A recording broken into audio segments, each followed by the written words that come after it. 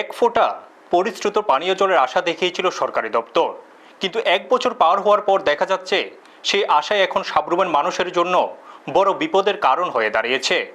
Pipeline বসানোর নামে রাস্তা আর ড্রেন ভেঙে যে গর্ত তৈরি করা হয়েছিল তা আজ সাবরুম নগর পঞ্চায়েতের ৫ নম্বর ওয়ার্ডের ব্যস্ততম সাবরুম মনুঘাট রোডের যাত্রীদের জন্য এক মরণ ফাঁদে পরিণত হয়েছে। গল্পটা শুরু হয়েছিল গত বছর আগে। এলাকার মানুষের ঘরে ঘরে পানীয় জল পৌঁছে দিতে DWS দপ্তর থেকে রাস্তার পাশে ড্রেন ভেঙে মাটি কেটে পাইপলাইন বসানোর কাজ শুরু হয়।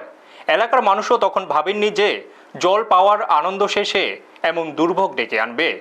দপ্তরের কর্তারা তখন প্রতিশ্রুতি দিয়েছিলেন কাজ শেষ হলে রাস্তা এবং ড্রেন দুটোই একদম নতুন করে বানিয়ে দেওয়া হবে।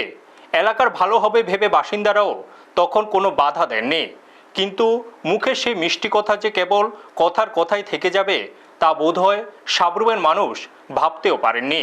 দীর্ঘ এক বছর কেটে গেলেও আজ পর্যন্ত রাস্তা বা ড্রেন কোনোটার কাজে হাত দেয়নি সংশ্লিষ্ট দপ্তর। এখন অবস্থা এতটাই খারাপ যে সামান্য বৃষ্টি হলেই ড্রেনের নোংরা জল আর বর্ষার জল একসঙ্গে রাস্তায় জমে থাকছে। জল সরার জায়গা না থাকায় পিচ উঠে রাস্তা ভেঙে চুরমার। এই ব্যস্ত পথ দিয়ে প্রতিদিন স্কুল কলেজের পড়ুয়া থেকে শুরু করে হাজার হাজার মানুষ চলাচল করেন। ভাঙ্গা রাস্তা আর জলের তলায় থাকা গর্তের কারণে যে কোনো মুহূর্তে বড় কোনো দুর্ঘটনার আশঙ্কা তৈরি হয়েছে।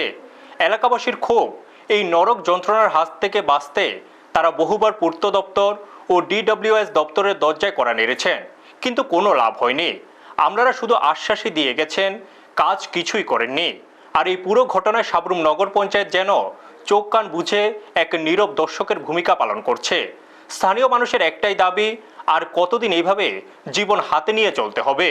কোনো বড়সড় দুর্ঘটনা ঘটার আগেই যেন প্রশাসন ঘুম থেকে ওঠে এবং দ্রুত এই রাস্তা ও ড্রেন মেরামতের ব্যবস্থা করে। ব্যুরো রিপোর্ট, নিউজ তৎকাল 24।